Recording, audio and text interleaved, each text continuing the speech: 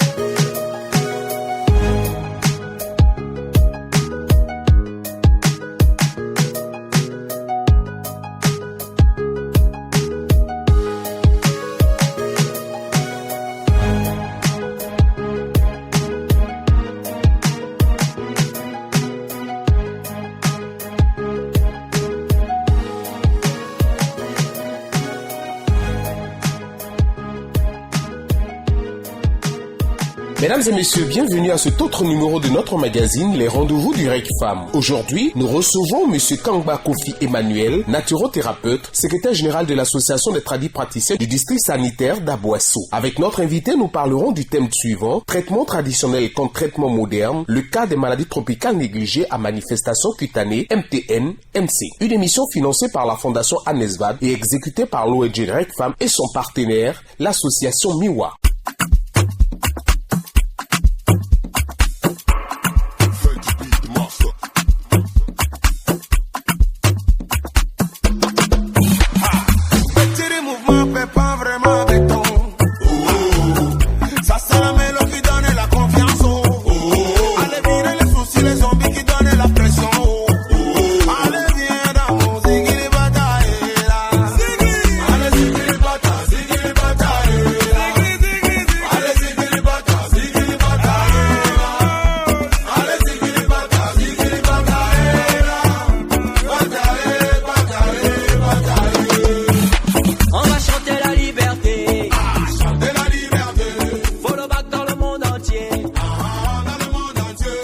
Bonjour, présentez-vous à nos auditeurs. Bonjour monsieur, je suis monsieur Kangba Samuel, naturothérapeute, secrétaire général des tradis praticiens du district autonome d'Aboasso. Depuis combien de temps vous exercez ce métier de tradis praticien? Depuis 2000. Depuis 2000, donc soit à 24 ans aujourd'hui que vous exercez, vous avez certainement rencontré plusieurs pathologies. Oui, plusieurs pathologies. Et singulièrement les ulcères de brûlure.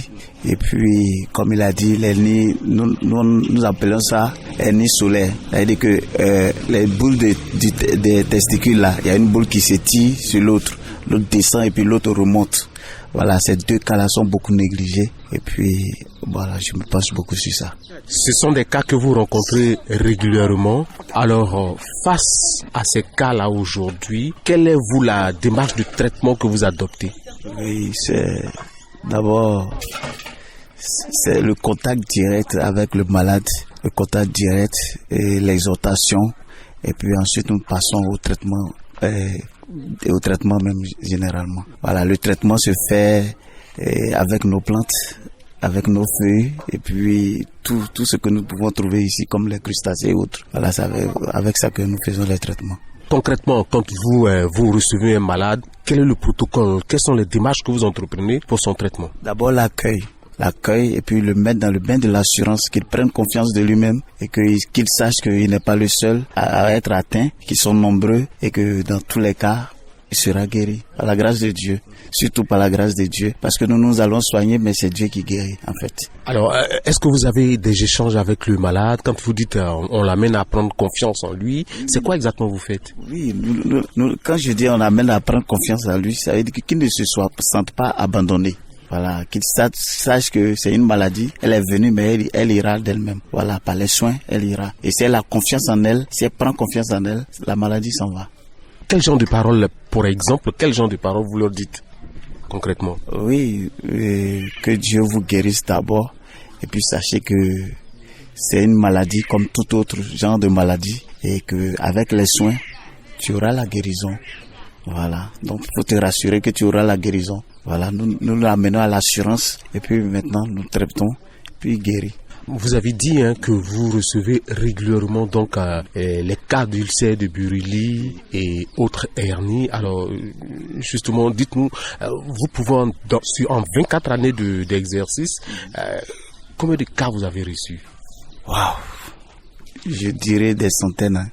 Voilà, parce que j'exerce particulièrement ici, mais je suis un peu dans le pays. Voilà, même en dehors du pays, au Burkina, au Mali, je fais partie des médicaments. Donc vraiment, c'est des milliers de personnes. Voilà, des milliers. Certainement plusieurs cas que vous avez donc pu aborder, recevoir, traiter, en tout cas dans l'exercice de votre métier. Alors dites-nous, pour un cas d'ulcère de Buruli que vous rencontrez, vous faites le traitement en combien de temps? D'abord, cette pathologie-là est elle est un peu différente des autres maladies qu'on peut situer le temps. Voilà, pour d'autres personnes même, ça peut aller sur 1 an, 2 ans. Voilà, il y en a au bout de 2 semaines aussi, ça finit. Ça dépend même du corps de la personne. Voilà, sa réaction, son système immunologique, voilà. Ça dépend surtout de ça. Alors donc sa réaction, le traitement, la durée du traitement dépendra de la réaction de votre malade, sa réaction physique. Sa réaction physique, sa réaction morale et puis sa réaction physiologique aussi. Voilà, parce que c'est surtout ça. Physiologiquement, si tu es prêt, alors la maladie va passer. Donc, soit en 1 an ou soit en quelques mois, vous traitez donc les ulcères de Buruli. Voici aujourd'hui 24 années. Mais 24 ans aussi, vous avez entendu parler certainement des traitements de la médecine moderne vis-à-vis de ces cas-là. Quel est votre regard? Au niveau de la médecine moderne, il faut dire que l'ulcère de Buruli même, c'est une maladie qui n'aime pas les bandages, qui n'aime pas, parce que le corps est déjà chaud.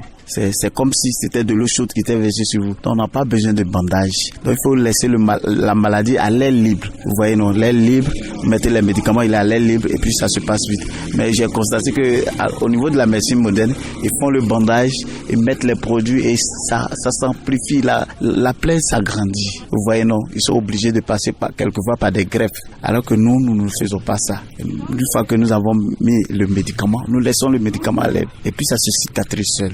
Est-ce à dire que selon vous, au regard de ce qu'on entend, il y a certaines maladies tropicales négligées qui ne sont pas de l'essor de la médecine moderne? Moderne, oui, je dirais oui. Comme le cas de l'aîné que mon frère en a parlé là. Ça ne se soigne pas à l'hôpital. Voilà. Donc ici, avec les médicaments, nous appliquons directement et puis au bout de 2-3 jours, c'est fini. Le malade est guéri. Comment vous expliquez le fait que ça ne se traite pas à l'hôpital? C'est vrai que vous êtes un spécialiste. Je vais vous dire une chose. Vous voyez, les maladies qu'on traite à la médecine conventionnelle là, je vais dire une chose peut-être qui va vous choquer. Le corps africain, le corps humain africain et puis le corps humain des blancs là, c'est pas la même chose. Et puis nous n'avons pas les mêmes températures. Vous voyez, non? Donc il y a des médicaments qui peuvent les soigner eux rapidement, mais avec nous ça va retarder. Et nous avons notre particularité africaine. Donc j'aimerais qu'on se penche beaucoup sur notre particularité et nos aliments africains ne sont pas les mêmes choses. Vous voyez, non? Nous avons des oligo-éléments qui sont dans notre alimentation qui sont pas dans les leurs. Voilà, donc il faut qu'on s'aime, il faut qu'on aime ce que nous faisons. Voilà, c'est vrai, la médecine conventionnelle est là, mais ayons confiance en nous-mêmes pour dire que nous aussi là nous traitons. Vous voyez, voilà, c'est ce que je voulais ajouter. Il faut que la population fasse confiance à ces traitants. Mais est-ce que selon les preuves scientifiques de votre démarche, c'est vrai que c'est une autre démarche, mais la médecine moderne, c'est une démarche aussi scientifique. Alors, vous pensez que ces deux démarches-là ne conviennent pas aux malades africains? Nous pouvons converger ensemble nos données et puis avoir de bons traitements pour nos malades. Voilà. Mais c'est une remarque encore, la médecine conventionnelle là n'aime pas trop. Quand le malade dit que je suis allé voir un praticien ou bien un traitant, déjà ils sont écœurés. Non. Il faut l'approche, il faut le mariage entre nous deux pour que ça puisse bien marcher. Pour que les malades guérissent, pour que la population soit en bonne santé. Voilà. Il faut une collaboration parfaite même entre les deux médecines. Alors là, c'est un mot intéressant que vous sortez, une collaboration parfaite entre ces deux médecines-là, qui sont donc deux démarches différentes, mais pour un seul et même résultat, en tout cas le bien du malade. Alors selon vous, vous qui aujourd'hui donc pratiquez depuis 24 ans, et bien cette médecine traditionnelle-là, quel type de collaboration devait donc exister entre la médecine dite conventionnelle et la médecine traditionnelle? Moi, je dirais une collaboration parfaite du 50-50 et puis qu'on puisse accepter que la médecine conventionnelle, surtout les pratiquants, la puissent accepter les malades quand ils viennent chez nous et qu'ils repartent là-bas. Voilà. C'est ce que moi je voulais dire. Quand vous dites 50-50, c'est-à-dire le malade devait avoir le droit tant de vous visiter, mais d'aller aussi là-bas avec voir avec les machines des blancs et tout ça, pour que ce soit une bonne prise en charge. Oui, c'est ce que je veux. Voilà, eux ils ont les appareils, nous ne faisons pas de piqûres, ils font les piqûres. Voilà, donc avec les appareils, nous partons dans la connaissance même vraie, même la source réelle même du mal. Et quand c'est trouvé là, eux ils peuvent traiter, nous pouvons traiter. Voilà, qu'on collabore véritablement ensemble pour que les malades guérissent, pour que nos patients soient à l'aise dans le pays. Si je comprends bien, c'est dire qu'aujourd'hui, ce qui manque à la médecine traditionnelle que l'on retrouve dans la médecine conventionnelle devait donc se mettre ensemble pour travailler. Est-ce que c'est cela? Oui, moi je dirais que c'est le vivre ensemble même que nous devons pratiquer au niveau des deux médecines. Le vivre ensemble, la collaboration parfaite, ne pas négliger l'autre. Voilà, parce qu'il y a des maladies que nous traitons qu'ils n'arrivent pas à traiter. Quel type de maladie par exemple? Voilà, je dirais, l'ulcère de brûlure là, j'ai eu un cas, je vais vous donner. L'enfant, il avait 4 ans. Il était à l'école maternelle et il a eu la maladie. Et avec cette maladie-là, il a été au HMA, sud de Cocody, sud de Trècheville. Ils l'ont traité jusqu'à 4 ans. Jusqu'à aujourd'hui, il a 22 ans. Il a eu son BTS dans ça, avec greffe là. C'est avant-hier, ça fait, il y a de cela 2 mois que j'ai traité puis il est guéri. Vous voyez quelle souffrance, quelle dépense les parents ont fait. Alors que s'il y avait l'approche là, ça n'allait pas arriver là. Voilà. 18 ans de collaboration franche. Voilà. L'enfant a souffert pendant 18 ans de cette maladie-là. Est-ce que c'est normal? On peut pas vivre. C'est pas éternel, cette maladie-là. Voilà. Donc, si la collaboration est parfaite, on peut arriver à de bonnes choses. Voilà. Autant la médecine moderne, si je comprends ce que vous dites, a de bons résultats, que la médecine traditionnelle également produit bien de bons résultats. Et donc, il devait avoir une collaboration parfaite pour le bien des populations. Une collaboration parfaite. Aujourd'hui, le gouvernement est en train de comprendre la chose. Et nous recevons des étudiants en médecine, en pharmacie qui viennent, que nous les recevons, nous leur parlons des données des plantes et vraiment c'est intéressant. Donc je voudrais que cela la continue. Ils viennent apprendre beaucoup. J'ai reçu il y a 2 mois de cela des étudiants venus du Sénégal qu'on a formés avec les plantes. Ils sont partis. Et vraiment leur doctorat ça a marché et puis moi je suis content. Voilà, quand on m'appelle, je suis content. Vous pensez que une telle collaboration devait se multiplier à tous les niveaux en Côte d'Ivoire? À tous les niveaux en Côte d'Ivoire pour que nos patients là, guérissent des maladies. Les maladies viennent, mais il y a des médicaments que nous avons qu'on ne doit pas négliger, qui doivent les guérir. Maintenant, si la médecine moderne n'a pas ces médicaments-là, qu'on se réfère à la médecine traditionnelle. C'est la source de tous les médicaments. Qu'on se réfère à nous et puis qu'on collabore et puis les malades seront guéris. Voilà. Ce que nous n'arrivons pas à faire, soit les situs, les opérations, les injections, nous n'allons pas faire. Mais ce qui est vis-à-vis traitant là, voilà, vraiment, nous faisons beaucoup. Voilà, qu'on collabore ensemble et puis que cela marche. Voilà ce que moi je demande. Un patient qui aura donc souffert 18 années de sa vie et vous en 2 mois vous l'avez justement vous êtes intervenu et bon les choses se sont bien passées pour lui, Dieu merci. Est-ce que l'organisation dans votre secteur d'activité n'est pas le problème qui fait qu'aujourd'hui c'est difficile de collaborer avec la médecine moderne? Non, c'est la négligence en fait.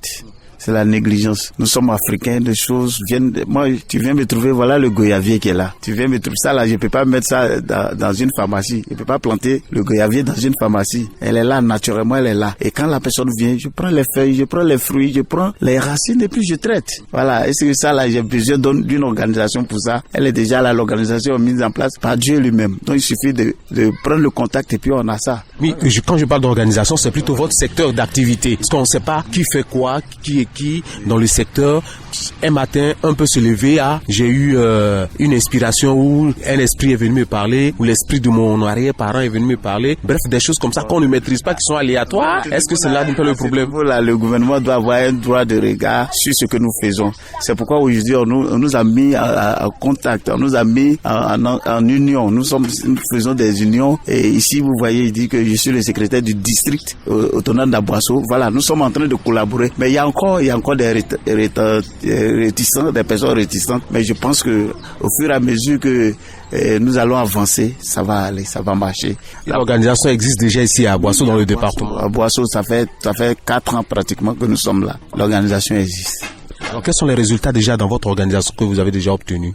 Oh, je dirais que l'organisation est parfaite parce que nous travaillons beaucoup avec le district d'Aboisseau, et les agents du district d'Aboisseau là, eux-mêmes là, quand il y a des clients, il y a des malades qui nous appellent qu'on va voir, qu'on va traiter. Voilà, donc je pense que ça commence à prendre, le maillage commence à prendre, et puis je sais que ça va aller. Voilà, mais qu'on insiste dessus, convoque beaucoup des AG pour que vraiment on puisse échanger avec même les traitants modernes. Voilà. Alors justement, est-ce que vous qui êtes le secrétaire général des praticiens du district sanitaire d'Aboisseau, est-ce que vous faites des propositions au gouvernement, aux autorités sanitaires régionales, locales? Tout ça là, c'est au niveau des ONG que je tire le chapeau, parce que ce sont les ONG qui nous fréquentent beaucoup. C'est eux-mêmes qui font qu'aujourd'hui là, la collaboration passe. Donc je fais chapeau aux ONG, et puis je pense qu'ils vont continuer dans cet élan là pour que vraiment la mayonnaise passe. Voilà. En tout cas, merci bien, Monsieur Kangba Kofi Samuel. Je rappelle donc que vous êtes tradit praticien. Vous êtes également donc le secrétaire général de l'association des tradis praticiens du district sanitaire d'Aboisseau. Et avec vous aujourd'hui, nous parlons donc des traitements traditionnels contre les traitements modernes. Voilà. Alors, au regard de tout ce qui a été dit aujourd'hui, est-ce que pour vous, qu'est-ce qu'on devrait garder donc de la médecine traditionnelle et de la médecine moderne vis-à-vis des maladies tropicales négligées? Okay. Je pense que la population ivoirienne doit avoir confiance à sa médecine. D'abord ça. Si nous avons la confiance, que nous savons que si nous arrivons, nous pouvons être traités de la même manière. Vous savez, je vais vous dire une chose. Quand on va à l'hôpital conventionnel, si un infirmier, un médecin t'a fait une exercice ou bien t'a fait un diagnostic que tu es décédé, il n'y a pas de plainte. Mais chez nous, là, on dit, non, le tradit praticien a tué mon frère là, ou bien ma soeur là. Non, on ne peut pas tuer. Nous venons aux soins du malade et c'est Dieu qui fait toutes choses. D'accord? Donc, à partir de ce moment-là, je demande la confiance de l'État, la confiance même de la médecine conventionnelle et nous-mêmes, la confiance en nous-mêmes. Et à partir de ce moment-là, les traitements là vont marcher. Et puis nos patients seront guéris et puis nous serons en bonne santé. Voilà ce que je demande. Merci, Monsieur Kangba Kofi Samuel. Je rappelle, mesdames et messieurs, et qu'avec lui aujourd'hui, nous parlons, n'est-ce pas, bien des traitements traditionnels et traitements modernes. C'est sur ces mots que nous allons nous dire au revoir, tout en vous invitant, justement, mesdames et messieurs, à ne pas baisser la garde, parce que les maladies tropicales négligées sont une réalité chez nous. Merci. Merci beaucoup. Merci à la radio. Merci à mon frère qui, par le biais de son canal, vous êtes arrivé à moi. Je vous dis merci tous, et puis que la population d'Aboisseau ait confiance à ses traitants. Voilà, nous sommes là, nous sommes disponibles, nous sommes à la disposition. Voilà, soyez bénis. C'était le REC Femmes et vous, une émission d'information et de sensibilisation sur les maladies tropicales négligées à manifestation cutanée MTN-MC. Le REC Femmes et vous, un programme financé par la Fondation Anesval.